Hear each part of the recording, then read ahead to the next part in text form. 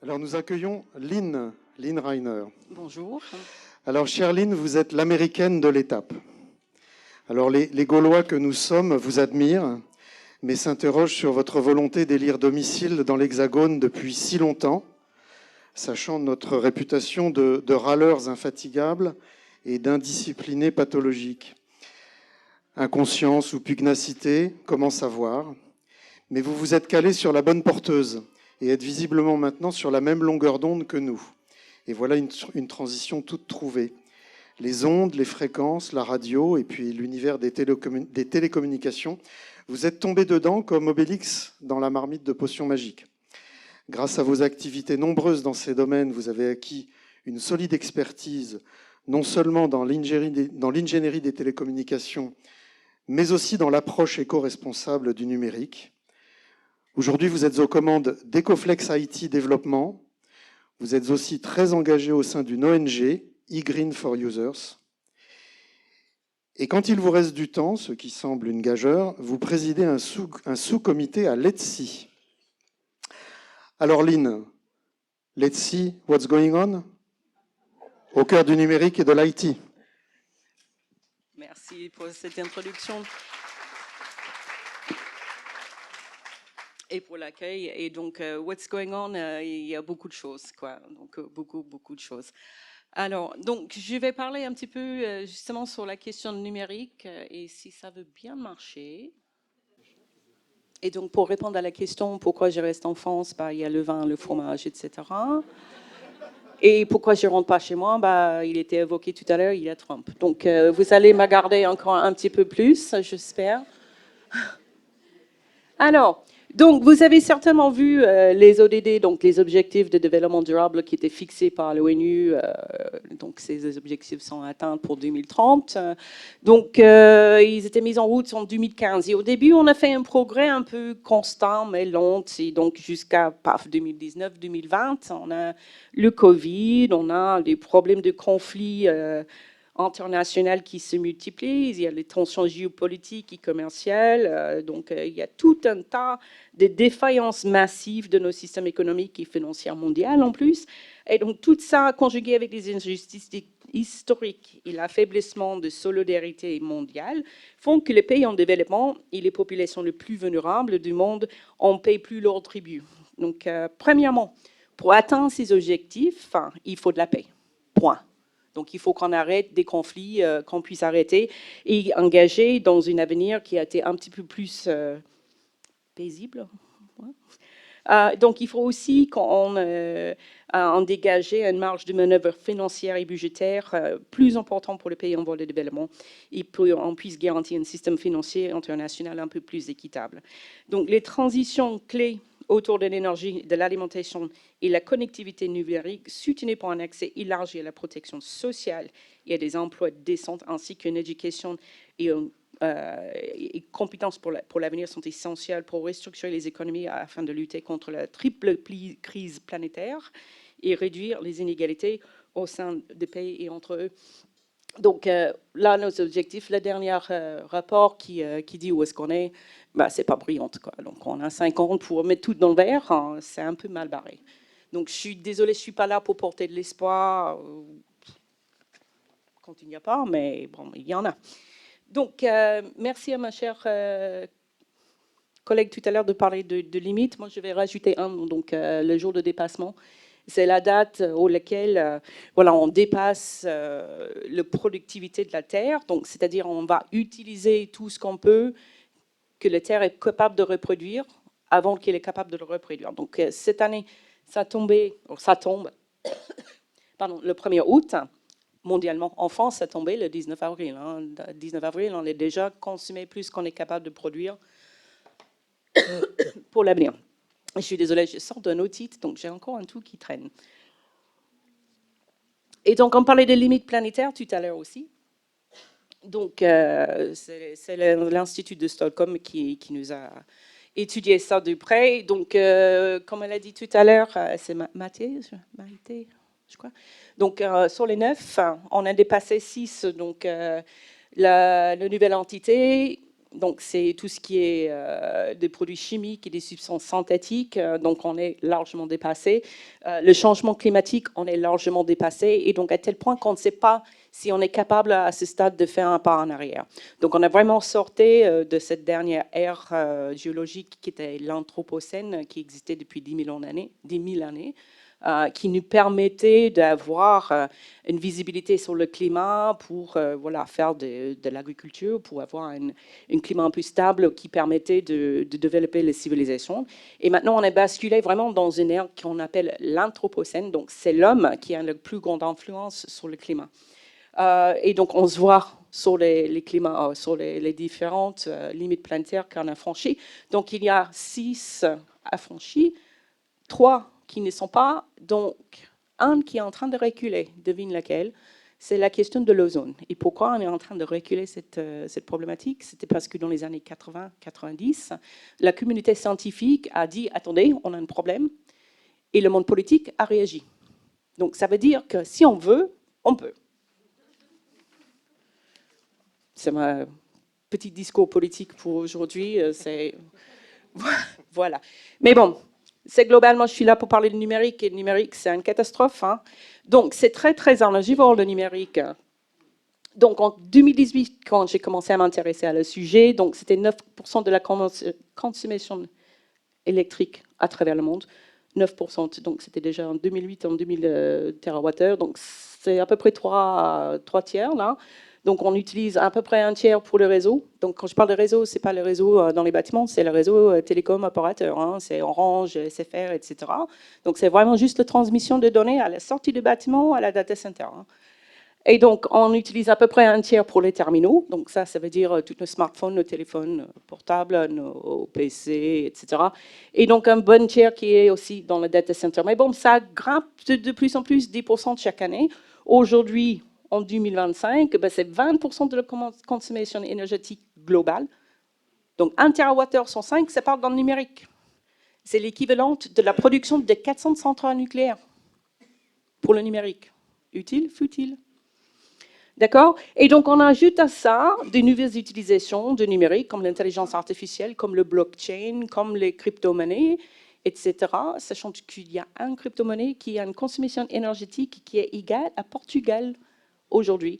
Donc, ça veut dire que, voilà, avec notre cher Cédric Villani, qui est chercheur mathématicien forte, incroyable, que nos consommations nouveaux d'ici 2040 va dépasser notre capacité de produire l'énergie. On a 15 ans. Donc, il n'y a pas l'énergie, il y a les gaz à effet de serre. Et donc, le numérique souffre de ce syndrome de l'iceberg. Donc, c'est-à-dire les informations qu'on avait données tout à l'heure, quand on parle de numérique, c'est plus fort que les gaz à effet de serre du secteur aérien. Mais voilà, qu'est-ce qu'on compte? Donc, on compte juste la consommation électrique et l'usage des services Internet et Cloud. Donc, c'est-à-dire les transmissions sur le réseau opérateur et les data centers. Mais il n'y a pas que ça. Donc, système réseau privé dans les bâtiments, ça ne compte pas. Système réseau privé dans les résidences, ça ne compte pas. L'extraction et transformation de matières premières, la production de composantes, ça ne compte pas. Le transport de toutes ces composantes, ça ne compte pas. Donc, sachant que quand votre smartphone fait 7 fois le tour du monde avant de tomber dans votre poche, tous les dégâts sont faits avant. Donc, les dégâts CO2, c'est 4 à 5 fois supérieur en production qu'à l'utilisation. C'est pas joyeux. Utile, futile.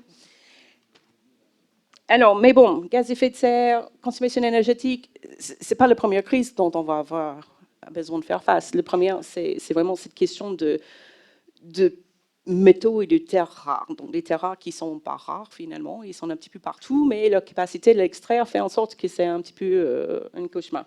Donc, quand on regarde vraiment l'utilisation de métaux, ça suit à peu près correctement les différentes révolutions industrielles. Donc, quand on commençait à parler de la production mécanique dans le XVIIIe siècle, on utilisait 5 métaux et un petit peu de charbon, et puis et basta, c'était bon, quoi.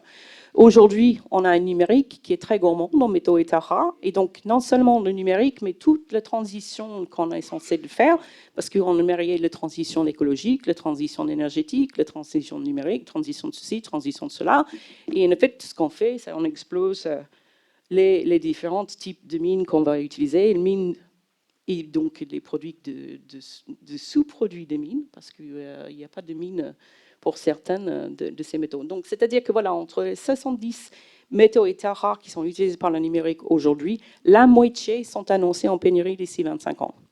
Donc, moi, je me concentre sur deux parce que je suis en télécom, et donc je suis sur les infrastructures, donc c'est le cuivre. Donc, 60% de notre production du cuivre mondial partent dans la production de câbles électriques et télécoms. 60%. Donc, ce qui fait, c'est quand ça rentre dans les télécoms, ben, en effet, ça rentre dans le télécom, mais si on n'a plus besoin, ben, on les détruit. Parce qu'on n'est pas capable aujourd'hui de recycler des câbles. Il y a un site en France qui les accepte, mais pour l'instant, le recyclage n'est pas fait. Donc, le deuxième, c'est le germanium, c'est le métaux qui est sous-produit d'une mine de lignite et de charbon. Donc, on les trouve un petit peu en Europe, dans les cheminées des centres charbon en Allemagne. Merci les Allemands. Hein. Donc, le germanium, c'est utilisé pour doper les fibres optiques pour que les signaux lumineux passent correctement. C'est tout. C'est aussi simple que ça. Donc, c'est une grande 30% de la production mondiale de germanium passe dans la construction de fibres optiques, et il est annoncé en pénurie d'ici 2035. Donc, pénurie, ça veut dire que pas qu'il n'y a plus. Ça veut dire juste que notre capacité de produire va pas être aussi forte que notre besoin. Donc, ça m'amène un petit peu sur la question des mines. Et donc, moi, je ne suis pas un expert de mines, donc il y a un organisme en France, une association qui s'appelle Systex.org, qui a un énorme boulot sur la vulgarisation des effets écologiques, humanitaires, etc. sur les mines. Je conseille fortement d'aller regarder sur eux. Mais bon, on a la réalité écologique des mines, donc la pollution, les accidents catastrophiques, les couloirs d'accès forestiers, donc on parle de déforestation, on parle d'une dévastation pour la planète. On parle aussi de bouleversements sociaux. Et donc, la réalité humaine, c'est donc l'industrie minière est associée au plus nombre de meurtres de défenseurs de droits humains.